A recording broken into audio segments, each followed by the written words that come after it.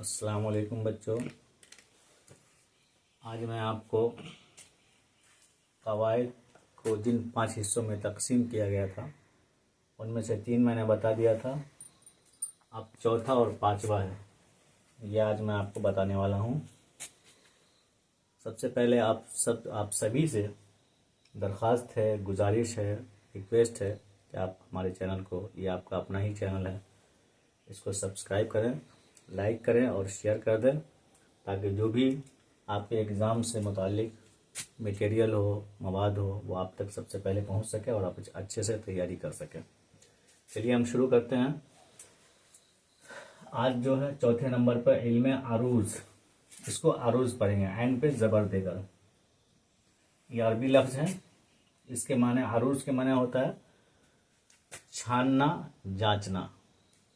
अब हम किस चीज़ को छानेंगे, यानी इल्म आरूज, यानी आरूज का जब आपके पास इल्म होगा, जानकारी होगी, नॉलेज होगा, ज्ञान होगा, तो हम किस चीज़ को छानेंगे।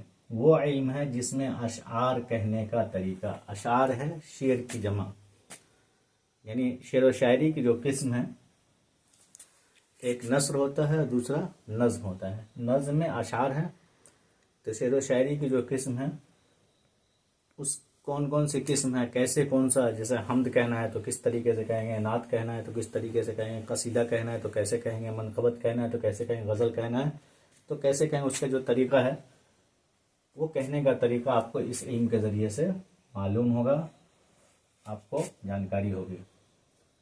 और अशार को परखने का, यानी अशार को जांचने का, यानी कौन सा शेर सही है, कौन सा गलत है, कौन सा शेर का जो तरीका है उसके मुताबिक बनाया गया है और कौन सा उस तरीके से हटकर बनाया गया है।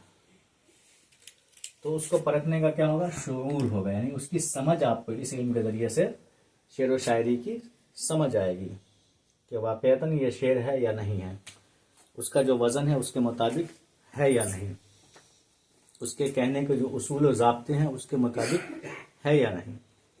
ये सारी चीज़ें आपको इल्म अरूज बताएगा। मौजू और नामौजू कलाम, मौजू कहते हैं मुनासिब को, नामौजू नामुनासिब को, गैर मुनासिब को। कलाम का मतलब बात होता है, लेकिन यहाँ पे कलाम से मुराद उसका मतलब है शेर व शायरी, यानी अशार, शेर का फ़र्क वाज़ेह किया जाता है, यानी उन दोनों के दरमियान जो फ़र्क है, डिफरेंस है या अंतर है, वो जाहिर हो जाता है। इस इल्म के ज़रिए से आपको ये पता चल जाएगा कि ये अच्छे अशार हैं या नहीं हैं, मुनासिब हैं या नहीं हैं, और ये जो शेर कहा गया है ये सही है या नहीं है। क्योंकि जितने बड़े बड़े शायर हैं उन्होंने जो शेर बनाया है या कहा है, तो इस इल्म की बुनियाद पर कहा है। वैसे तो शेर व शायरी बहुत सारे लोग करते हैं, जो मन में आया कुछ से कुछ बना दिया और सुनने में लगता है शेर जैसा। जैसे कि आम तौर से हम लोग देखते हैं समाज के अंदर भी लोग अपने मन से कुछ काफ़िया जैसा बैठ जाता है, रदीफ जैसा बैठ जाता है, तो सोचते शेर हो गया। ये बात नहीं है, वो शेर व शायरी के किस्म में नहीं आता, बल्कि शेर व शायरी के लिए इस इल्म का होना ज़रूरी है कि किस वज़न पर किस शेर को लाएंगे। ये सारी चीज़ें जब आपको मालूम होगी तो आप अच्छे अशार बना सकेंगे।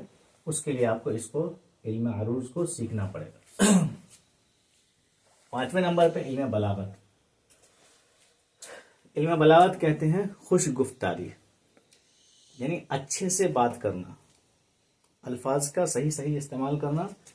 तो इल्म बलागत क्या है, ये भी अरबी लफ्ज़ है, इसके माने खुश गुफ्तारी, यानी अच्छे से बोलना, अच्छे तरीके से अच्छे जुमलों का इस्तेमाल करना। ये हमें इल्म बलागत बताएगा। वो इल्म है जिसमें जुमलों की लफ्ज़ी और मानवी खूबियाँ, जैसे हम जुमले बनाएंगे तो उसमें जो कौन सा अल्फाज इस्तेमाल करना है जो मुनासिब है और उसके माने के अंदर बहुत सारी खूबियाँ पाई जाती है, किस जगह पर कौन सा लफ्ज़ को इस्तेमाल करना है, ये हमें इल्म बलागत बताएगा। तो मानवी खूबियाँ बयान की जाती है। और इसमें एक चीज़ और होता है, जैसे कि मकाम यानी जगह और मर्तबे के एतबार से इंसान अपनी बात करता है और अपने अल्फाज का इस्तेमाल करता है। जैसे पढ़े लिखे लोगों के बीच में जब हम रहेंगे तो वहाँ पे जो है उर्दू के अच्छे अच्छे अल्फाज, मुश्किल अल्फाज का इस्तेमाल करेंगे तो कोई हर्ज की बात नहीं है, वो इल्म बलागत में आएगा। क्योंकि पढ़े लोगों का जो मेयार, पढ़े लिखे लोगों का जो मेयार होता है वो बुलंद होता है, तो उसके हिसाब से हम अल्फाज का इस्तेमाल।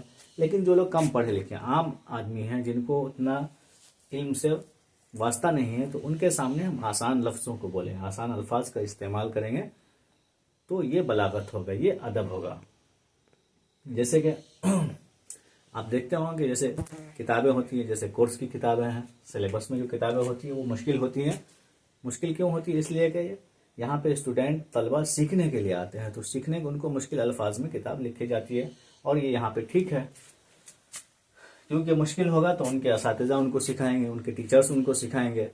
और जो आम लोगों के लिए बहुत सारी किताबें वो आसान होता है, चूँकि आसान जुबान में इसलिए लिखी जाती है कि आम आदमी उसको आसानी से समझ सके। तो ये बलागत इसी को कहा जाता है कि जो आपके सामने वाला है, जो आपकी बात को समझ सके, और उस वक्त आपको मुनासिब अल्फाज का इस्तेमाल करना है, और माना को देखते हुए, उनकी खूबियाँ को देखते हुए अल्फाज का इस्तेमाल करेंगे, इसको बलागत कहा जाता है। तो बच्चों, आपसे फिर दोबारा रिक्वेस्ट है, दरख्वास्त है कि जल्दी से हमारे चैनल को सब्सक्राइब करें, लाइक कर दें, शेयर कर दें,